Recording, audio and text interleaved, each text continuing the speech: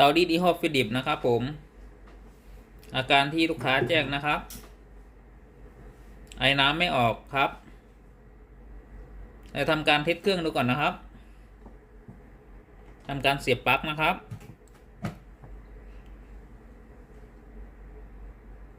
เปิดเครื่องนะครับผมได้ยินเสียงวาล์วรีเซ็ตนะครับ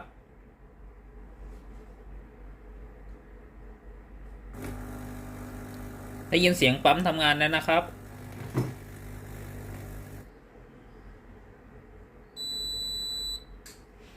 เครื่องพร้อมใช้งานแล้วนะครับผมทำการกดเทสดูนะครับ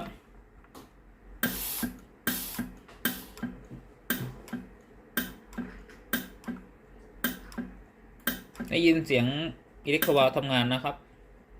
แต่ไอ้น้ำไม่ออกนะครับ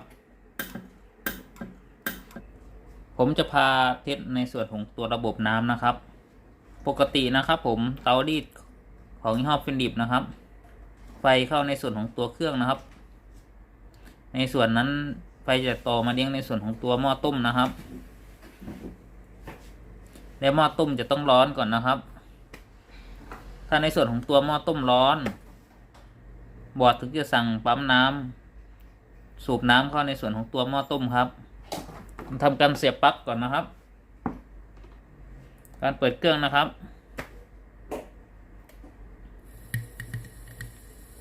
สังเกตนะครับผมจะได้ยินเสียงหม้อต้มนะครับเป็นไอออกมานะครับนี่คือหม้อต้มร้อนเนี่ยนะครับสามารถต้มน้ำไล่ได้นะครับลำดับต่อไปคือได้ยินเสียงตัวปั๊มน้ำครับปั๊มน้ำจะต้องสูบน้ำจากแทงน้ำนะครับเพื่อเข้ามาในส่วนของตัวหม้อต้มนะครับเข้ามาในส่วนของตรงนี้นะครับ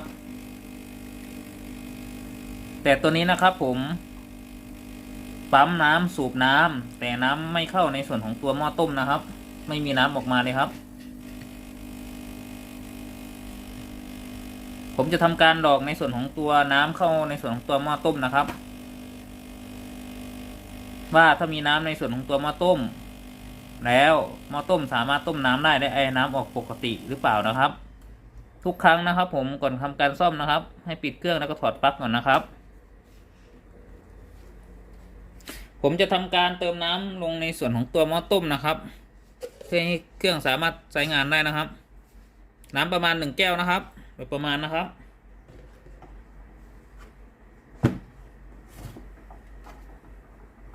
เติมเข้าไปในดูนี้เลยนะครับผม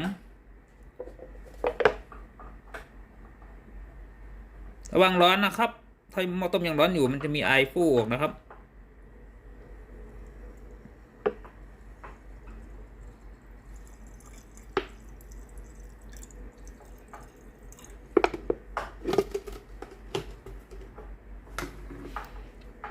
ปิดจุกหม้อต้มให้เรียบร้อยนะครับ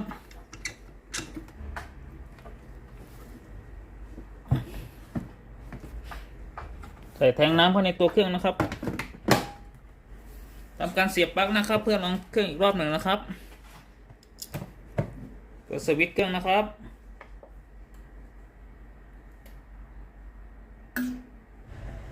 รอการต้มน้ำก่อนนะครับผมตอนนี้จะไม่ได้ยินเสียงปั๊มนะครับผม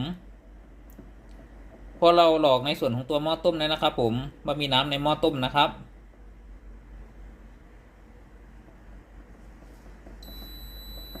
เมื่อไฟหยุดกระพริบนะครับผมลองกดเทสเครื่องดูนะครับ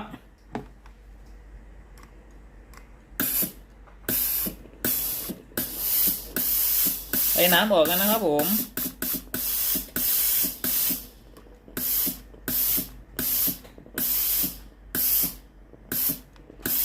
ถ้าเทสได้อย่างนี้นะครับผม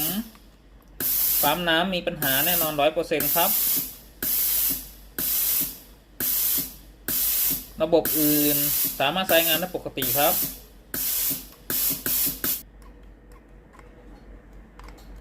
แต่ช่วงเวลาการกดนะครับผม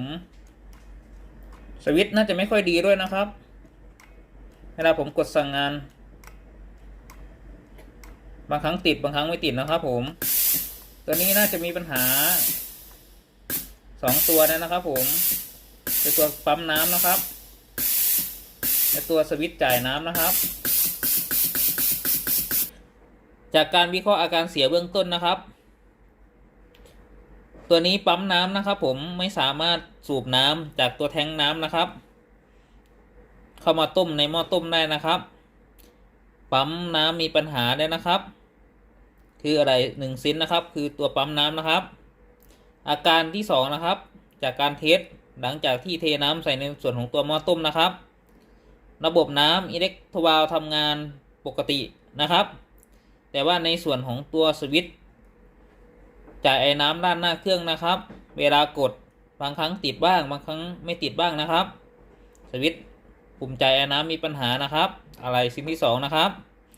เดี๋ยวผมจะทำการแกะในส่วนของตัวเครื่องนะครับ ด้านในเครื่องนะครับมันมีคราบน้ำอะไรรั่วอีกหรือเปล่านะครับวาล์วน้ำอะไรยังสภาพดีหรือเปล่านะครับ ก่อนทำการแกะเครื่องทุกครั้งนะครับ ควรพักเครื่องไว้ประมาณ 2-3 ชั่วโมงนะครับ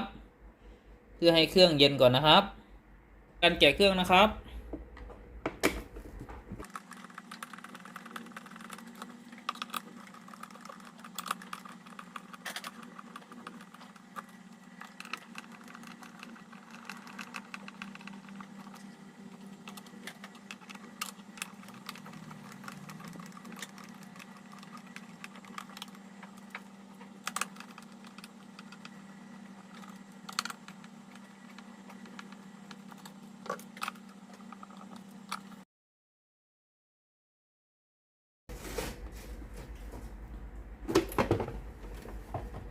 ปิดเครื่องนะครับผม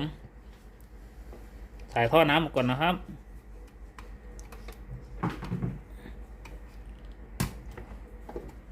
ถ่ายแพรนะครับ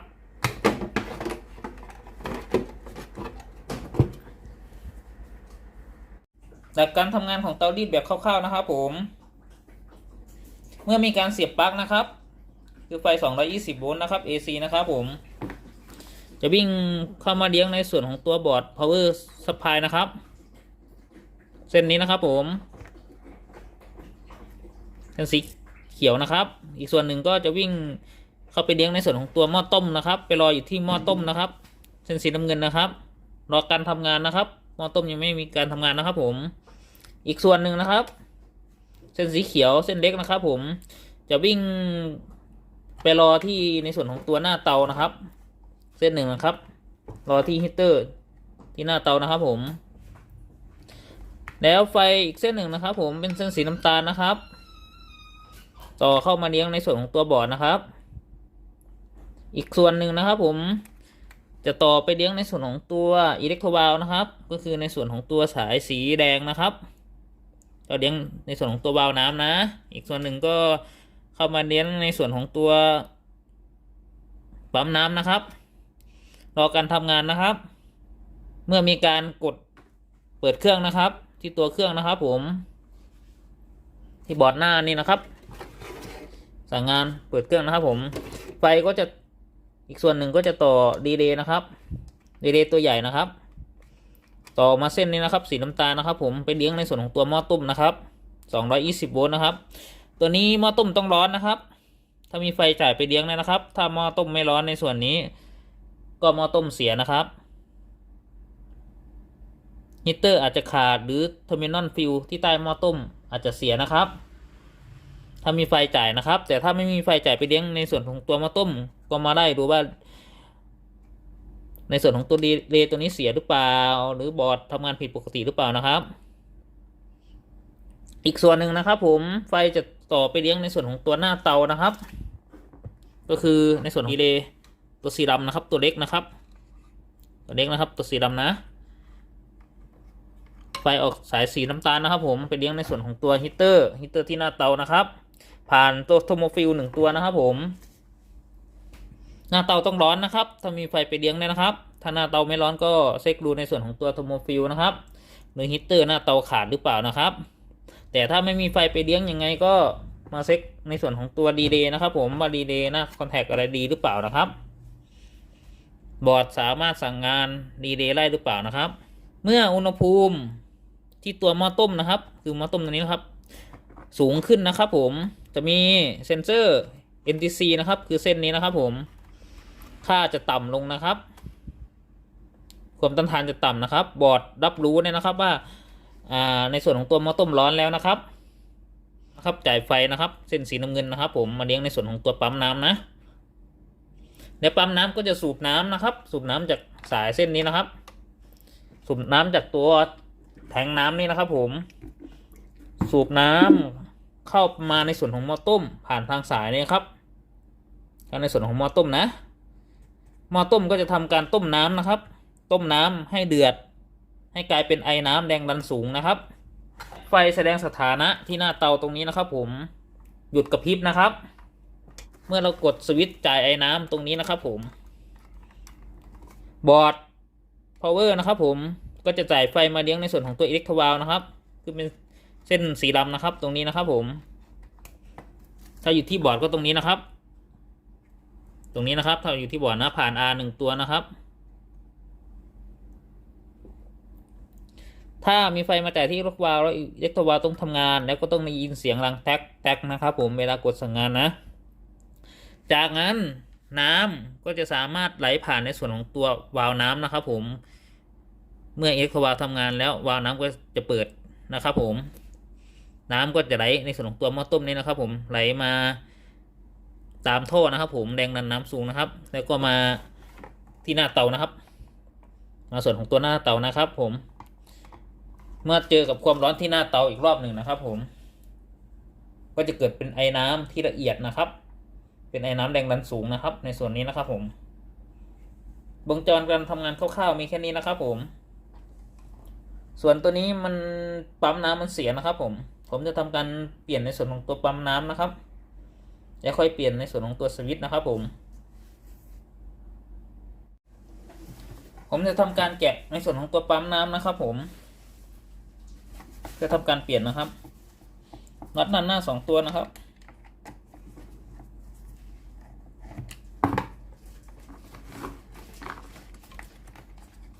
นำสายท่อยางออกก่อนนะครับ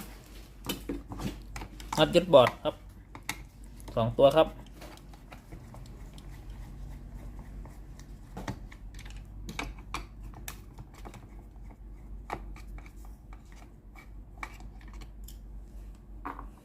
เซ็นเซอร์น้ำนะครับต้องออกก่อนนะครับสายเซ็นเซอร์น้ำนะดึงขึ้นมานะครับ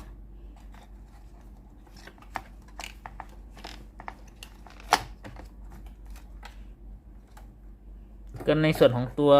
สายไฟที่มาเลี้ยงปั๊มนะครับ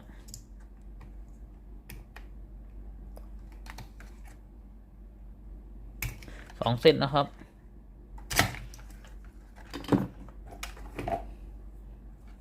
ตัวนี้เป็นตัวล็อกปั๊มนะครับตัวนี้เป็นคลิปแบบหนีบนะครับผมทำการพลิกเครื่องนะครับจะมีขาฐานปั๊มนะครับเป็นยางนะครับ2 ข้างนะครับใส่ไขควงแบนนะครับแย่แล้วก็ดันนะครับ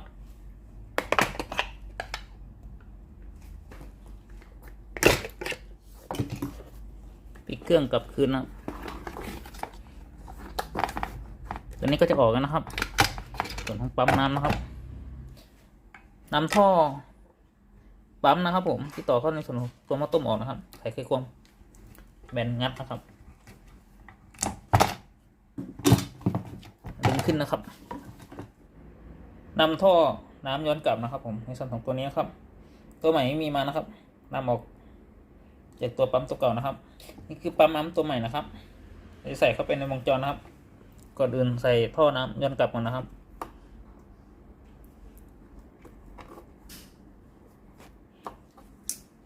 จากนั้นใส่แคมล็อกสายก่อนนะครับแบบสปริงนะครับนำปั๊มนะครับผมเข้าไปในวงจรนะครับปั๊มน้ำนะครับ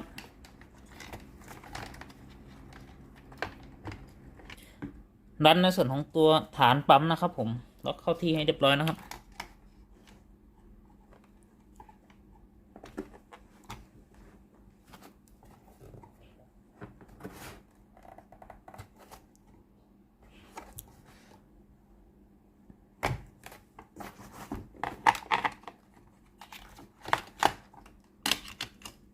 2 ข้างนะครับ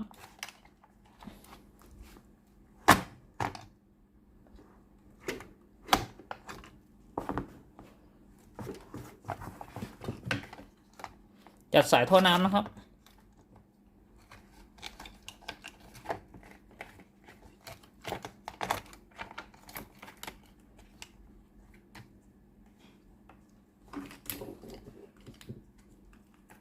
ใส่ตัวรองก่อนนะครับแทงน้ำนะครับ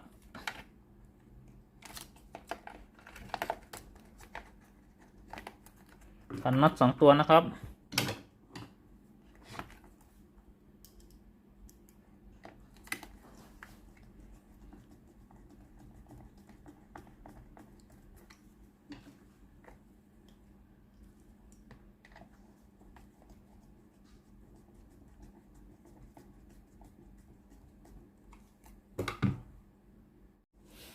ใส่สายไฟนะครับที่มาเลี้ยงในส่วนของตัวปั๊มน้ำนะครับ2 เส้นนะครับเส้นสีแดงแล้วก็เส้นสีน้ำเงินนะครับ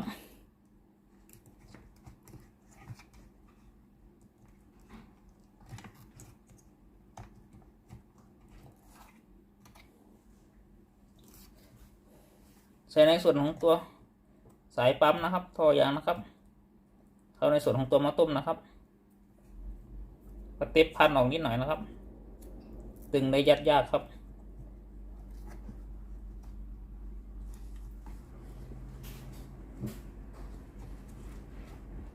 พันพลาสติกอีกรอบหนึ่งนะครับ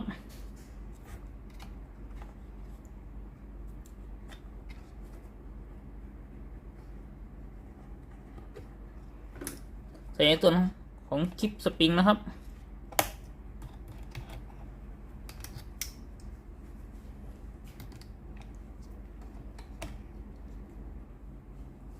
จากนั้นนะครับผมยึดในส่วนของตัวบอร์ดนะครับน็อต2 ตัวนะครับ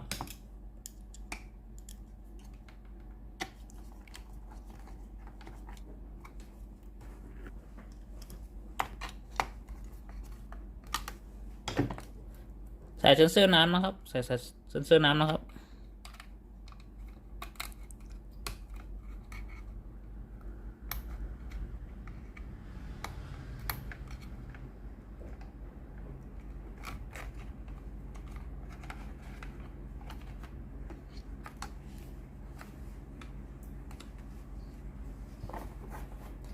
ใส่ท่อยางนะครับ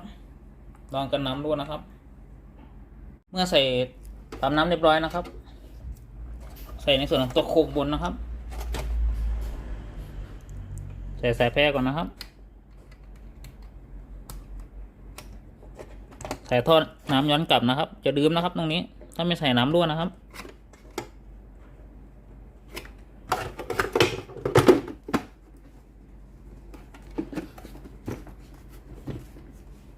ทำการขันน็อตนะครับประกอบเครื่องนะครับ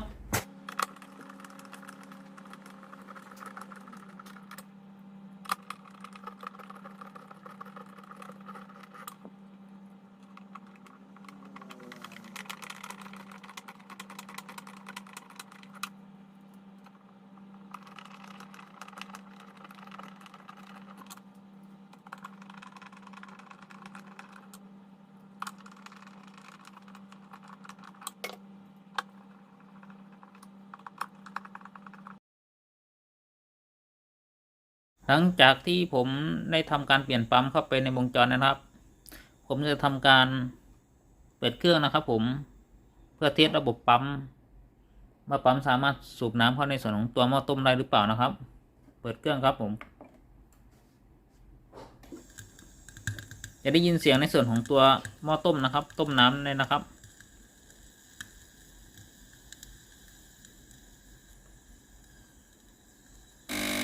ได้ยินเสียงปั๊มนะครับผมจะมีน้ำออกมานะครับที่ตัวหม้อต้มนะครับถ้ามีน้ำถ้าเทียบได้อย่างนี้นะครับผมปั๊มดีนะครับหรือก่อนที่เราซ่อมทุกครั้งนะครับถ้าเราเทียบได้อย่างนี้นะครับผมถอดออกมาอย่างนี้นะครับถ้ามีน้ำออกมาอย่างนี้แสดงว่าปั๊มดีนะครับต้องไปหาจุดอื่นนะครับการปิดเครื่องนะครับผมการปิดจุกนะครับตรงหม้อต้มนะครับเช็คเครื่องอีกรอบหนึ่งนะครับการเปิดเครื่องนะครับและเทสเครื่องอีกรอบหนึ่งนะครับได้ยินในส่วนของตัวปั๊มน้ำสูบน้ำไหมนะครับ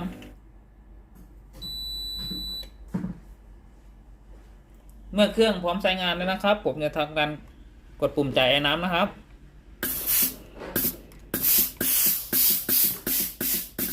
ตอนนี้ไอ้น้ำออกปกติแล้วนะครับแต่ในส่วนของตัวสวิตช์ไม่ค่อยดีนะครับที่ผมกดนะครับพอน้ำไม่ทำงานนะครับผมต้องแกะเปลี่ยนในส่วนของตัวสวิตช์จ่ายไอ้น้ำนะครับผมจะทำการแกะสวิตช์นะครับสวิตช์จ่ายน้ำนะครับทำการแกะสวิตช์จ่ายน้ำเพื่อเปลี่ยนนะครับน็อต1 ตัวนะครับ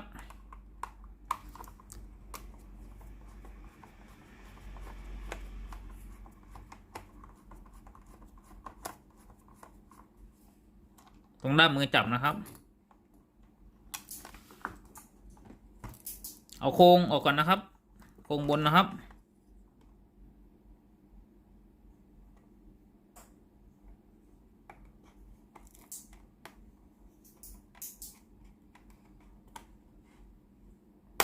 เป็นคลิปล็อกนะครับ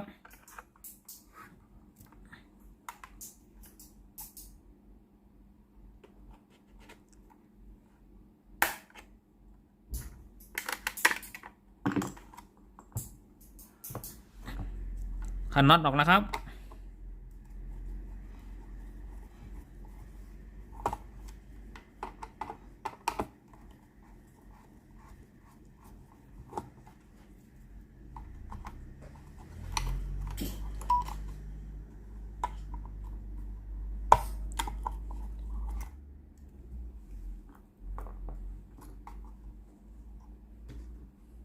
ด้านหน้านะครับที่ซ่อนอยู่นะครับ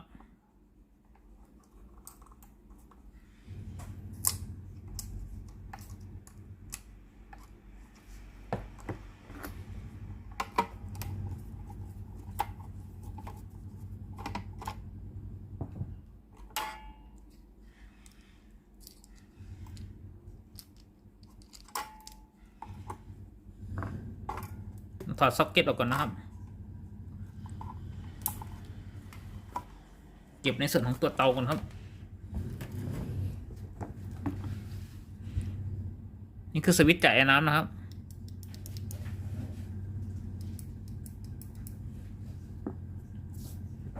ทำการแกะสวิตช์ออกนะครับ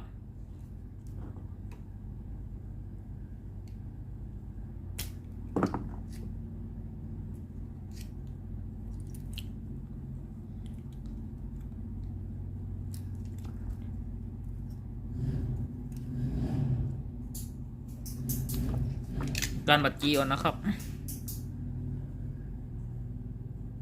ผมจะทำการเปลี่ยนสวิตช์ตัวใหม่นะครับ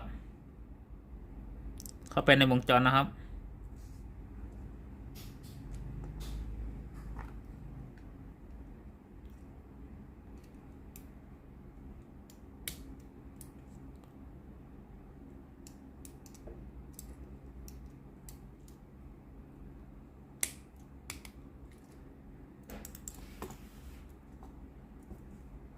จากนั้นทำการบัดจีนะครับ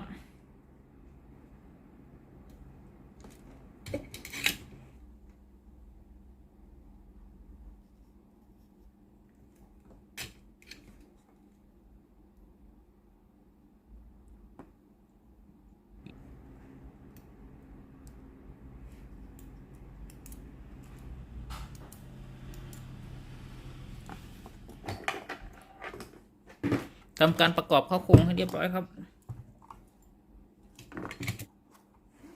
ใส่สายซ็อกเก็ตนะครับ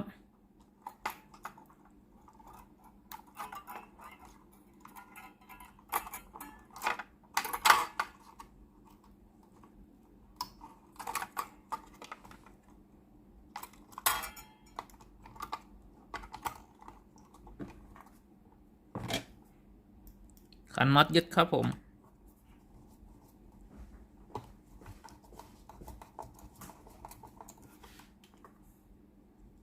3 ตัวนะครับ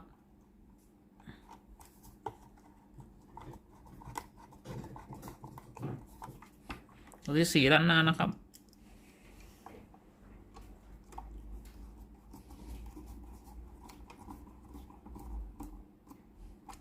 ติดปิดหัวน็อตครับ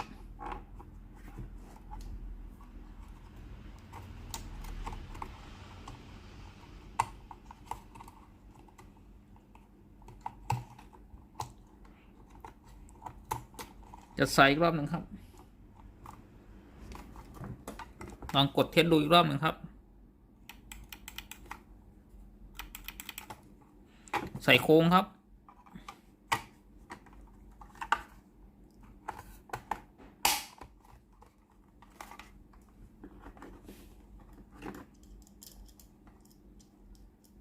ขันน็อตครับผม1 ตัวครับเปิดเครื่องครับเพื่อทำการเทสอีกรอบหนึ่งครับทำการกดสวิตช์จ่ายน้ำนะครับผม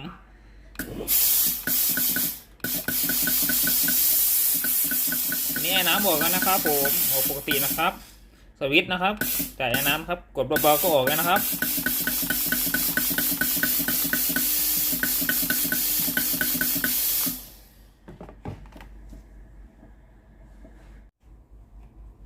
ทำการล้างในส่วนของตัวหน้าเตานะครับหน้าเตาสกปรกมากเลยนะครับน้ำดำเลยครับ